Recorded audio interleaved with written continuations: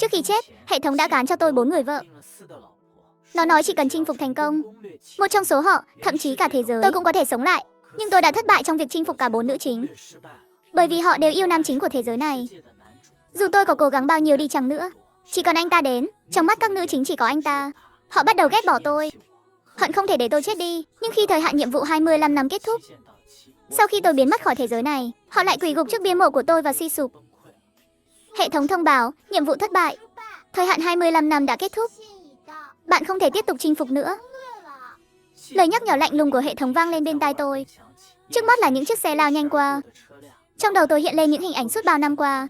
Vẻ mặt lạnh lùng và ghét bỏ của các nữ trình đối với tôi. Tôi ngước nhìn bầu trời xanh, trong lòng ngổn ngang trăm mối. Chẳng lẽ chỉ vì tôi là nhân vật phụ của thế giới này mà tôi không thể có được tình yêu đích thực sao?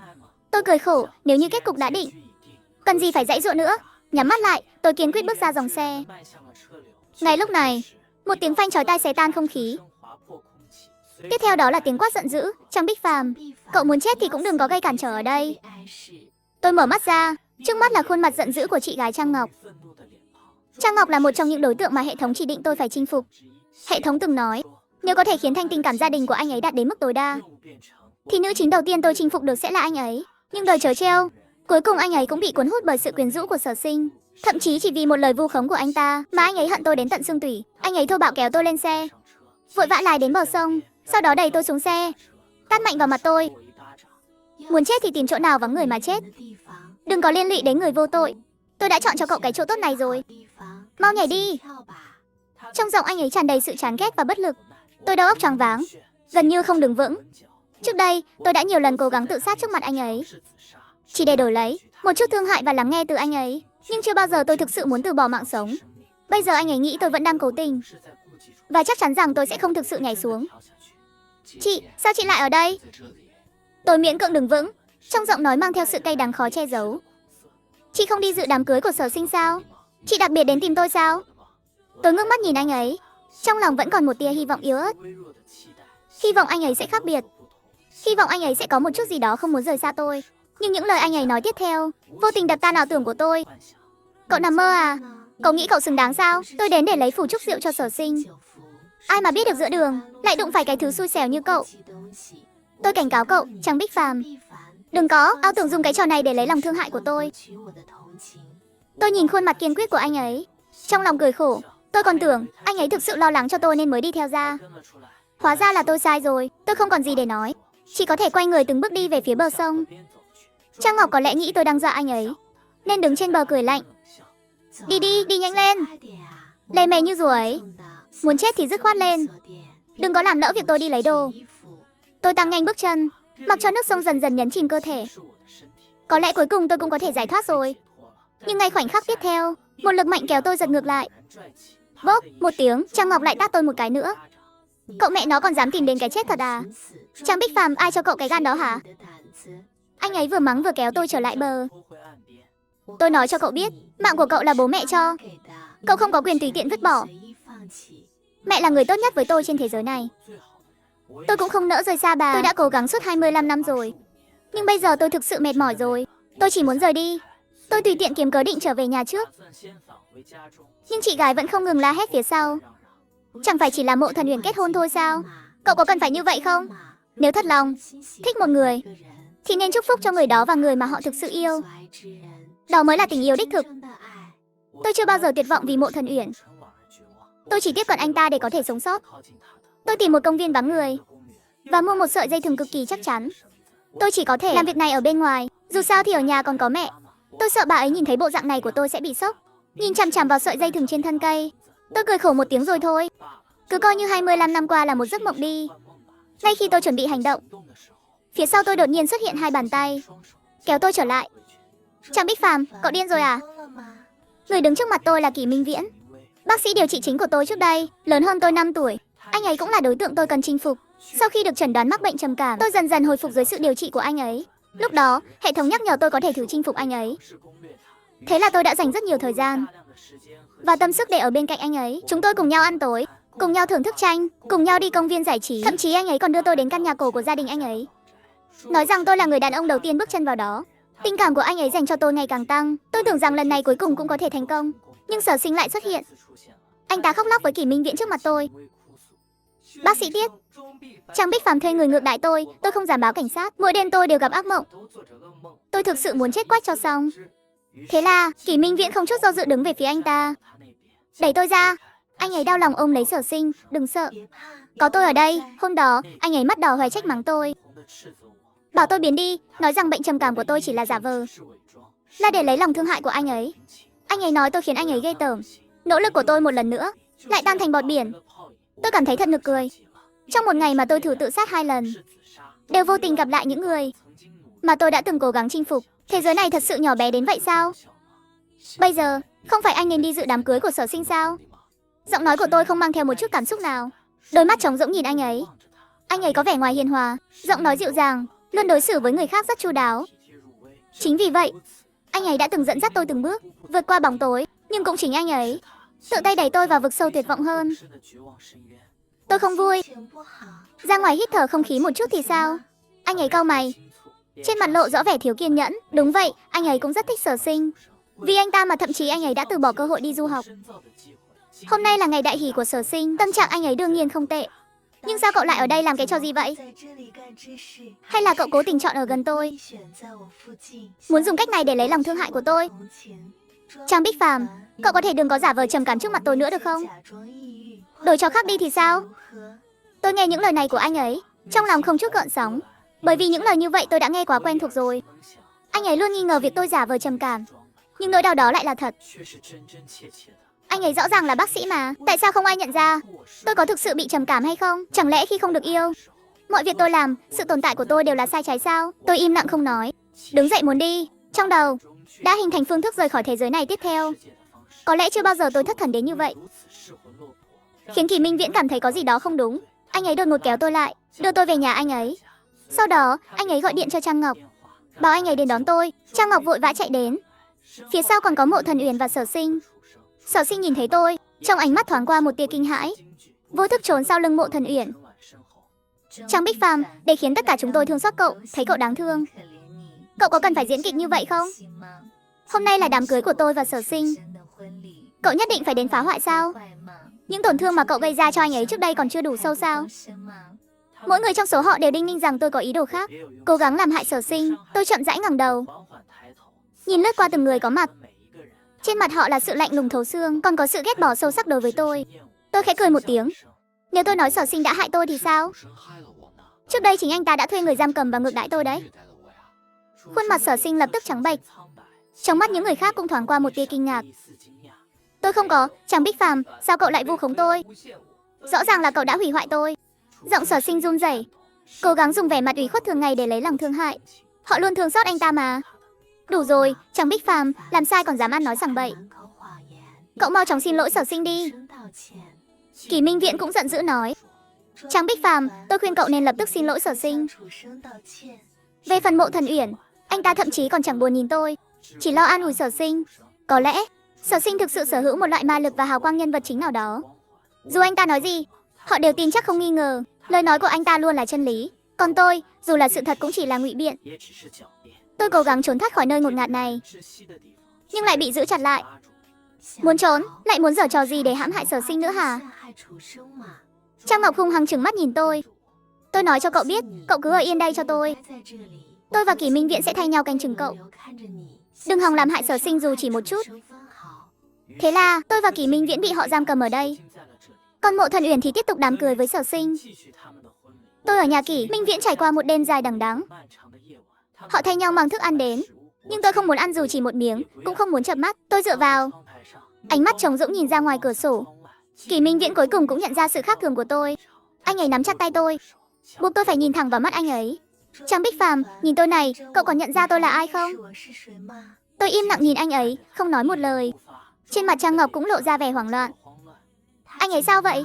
Anh ấy dường như đã tự cô lập mình trong một thế giới khác, đang cố gắng tự hủy hoại bản thân theo cách này.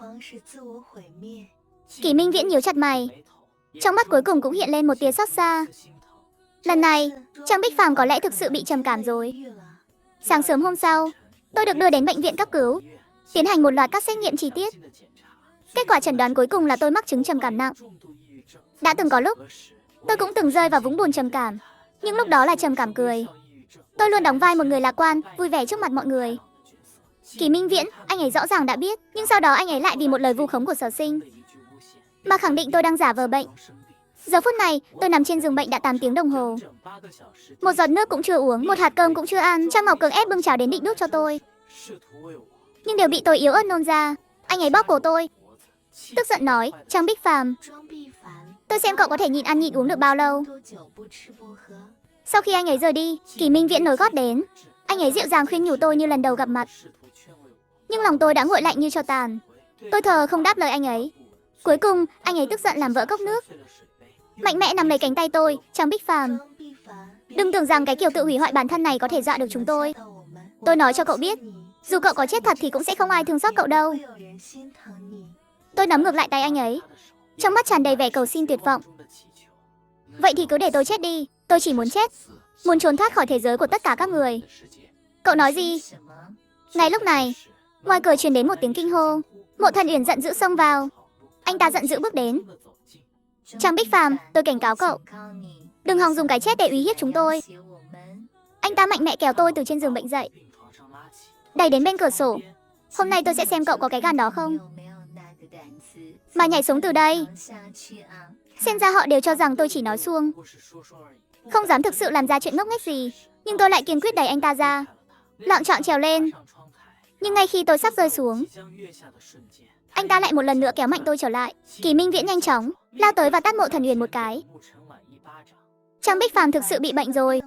Lúc này sao anh có thể kích động cậu ấy như vậy? Mộ Thần Uyển ngơ ngác, trong mắt tràn đầy vẻ khó tin. Sao có thể? Anh ta thực sự khó chấp nhận, bởi vì trong những ngày tôi cố gắng chinh phục anh ta, tôi ấm áp như ánh mặt trời. Mỗi ngày chỉ vì một nụ cười mỏng manh của anh ta. Lúc đó, anh ta đang phải chịu đựng sự dày vò của bệnh yê huyết, cả người bị bao trùm bởi tuyệt vọng.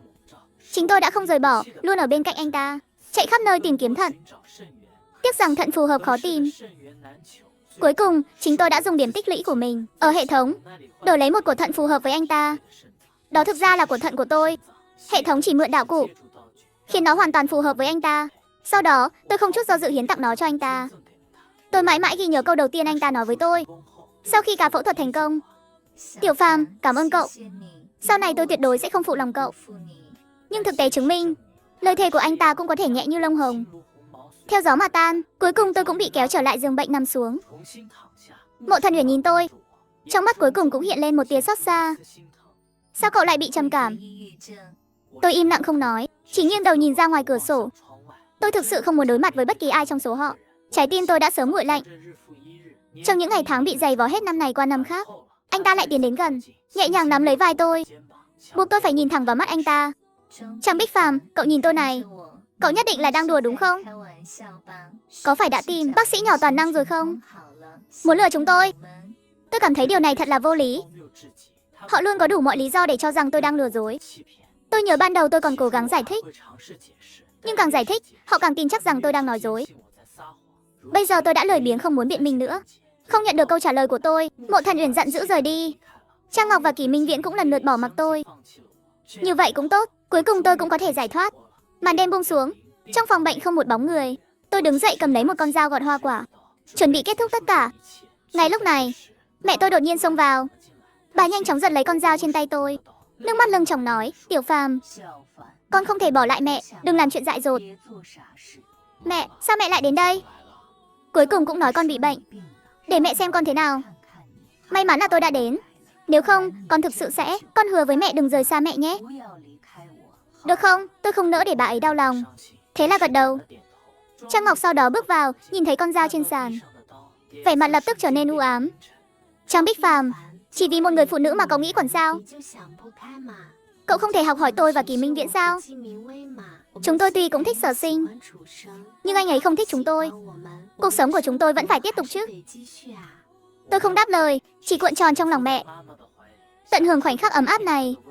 Mẹ lo lắng tôi xảy ra chuyện, ở bên cạnh tôi suốt cả đêm. Có ba ở bên, tâm trạng tôi tốt hơn nhiều. Nhưng tôi biết, cuối cùng tôi vẫn phải rời khỏi thế giới này. Sáng sớm, tôi viện cớ muốn uống tàu phớ để đuổi bà ấy đi. Sau đó tôi nhanh chóng khóa trái cửa, trèo ra. Độ cao 3 tầng chắc là đủ rồi. Lúc này, có người đi đường phát hiện ra tôi.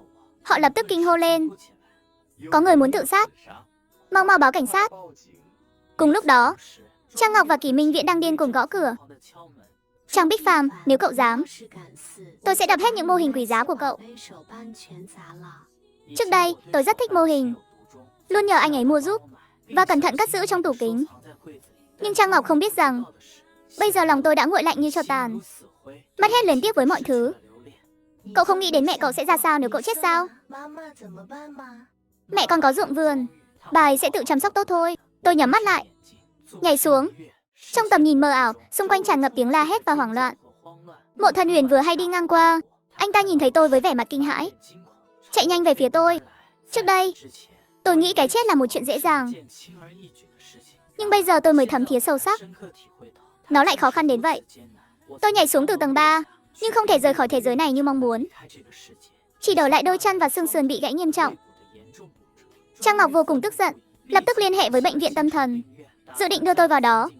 Kỷ Minh Viễn cũng bày tỏ sự đồng tình, anh ta cho rằng tôi đã bệnh đến tận xương tủy. Về phần Mộ Thần Uyển, anh ta chỉ thất vọng nhìn tôi. Trang Bích Phàm, cậu thực sự mất trí rồi. Họ vẫn luôn vô tình đối với tôi, tràn đầy ghét bỏ. Dù tôi có xảy ra chuyện gì, họ cũng chưa từng nói chuyện tử tế với tôi. Nước mắt không tự chủ được lăn dài trên má. Tôi chọn im lặng, không muốn biện minh thêm bất cứ điều gì. Lúc này, mẹ tôi xông vào phòng bệnh. Nhìn thấy bộ dạng này của tôi, khóc đến mức gần như ngất đi. Bà hỏi tôi tại sao lại nghĩ quẩn như vậy. Cuối cùng vì quá kích động mà ngất xỉu, được đưa gấp đến phòng cấp cứu. Tôi nóng lòng như lửa đốt, muốn đi thăm bà nhưng bị ngăn cản. Những ngày sau đó, mấy người họ thay nhau canh giữ bên giường tôi, im lặng không nói, chỉ ép tôi ăn.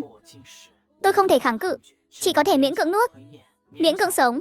Theo thời gian, sức khỏe dần hồi phục, tôi nhận ra số phận bị đưa vào bệnh viện tâm thần của mình đã không thể tránh khỏi. Một khi bước chân vào nơi đó, ý định tự tử sẽ hoàn toàn trở thành thất vọng.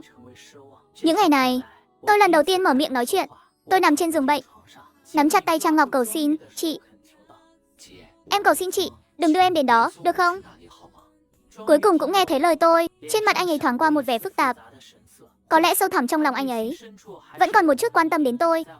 Dù sao, tinh thần giữa chúng tôi từng cao đến 85%. Tôi tràn đầy hy vọng, tưởng rằng anh ấy sẽ vì thương xót tôi mà thay đổi ý định.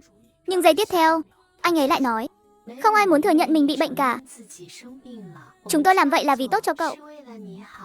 Câu nói này như một gáo nước lạnh, khiến tôi hoàn toàn tỉnh táo. Hóa ra trong mắt họ, tôi đã mất đi khả năng tự phán đoán, trở thành một bệnh nhân cần được điều trị bắt buộc. Thế là tôi bị giam cầm trong một phòng bệnh chỉ rộng hơn 10 mét vuông. Nơi đây trống trải và đơn điệu, ngoài một chiếc giường lạnh lẽo, không còn gì khác. Mỗi ngày, ngoài y tá mang cơm đến đúng giờ, còn có 4 y tá mặt không chút cảm xúc thay phiên nhau giám sát tôi. Họ đứng im lặng, không nói một lời, dường như tôi là sinh vật sống duy nhất trong không gian này. Tôi cảm nhận được sự suy sụp và tuyệt vọng chưa từng có. Tôi cố gắng cầu cứu hệ thống, khao khát được giải thoát, nhưng chỉ đổi lại một câu trả lời lạnh lùng. Ký chủ, tôi rất xin lỗi.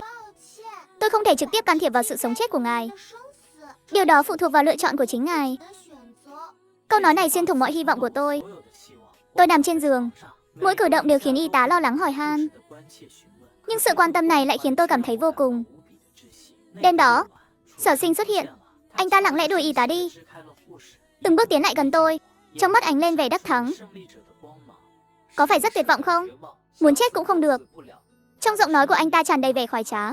Cậu biết không, chính tôi đã đề nghị đưa cậu vào bệnh viện tâm thần này đấy. Chỉ có như vậy mới đảm bảo cậu không thể trốn thoát khỏi sự kiểm soát của tôi nữa. Anh ta tiếp tục nói, dường như đang thưởng thức kiệt tác của mình. Tôi mặt không chút cảm xúc nhìn anh ta. Những màn kịch như vậy đã quá nhiều lần rồi. Tôi đã sớm tê liệt. Thấy tôi không hề phản ứng, vẻ mặt anh ta lập tức trở nên u ám. Một tay bóp chặt cổ tôi, lực đạo mạnh đến mức tôi gần như không thể thở được. Cậu có biết tôi hận cậu đến nhường nào ở thế giới ban đầu không? Cậu có tất cả, còn tôi thì không có gì cả. Bây giờ chúng ta gặp lại nhau trong hệ thống này. Tôi lại phải tranh giành cùng một đối tượng nhiệm vụ với cậu. Để thắng cậu, tôi sẽ không từ bất cứ thủ đoạn nào.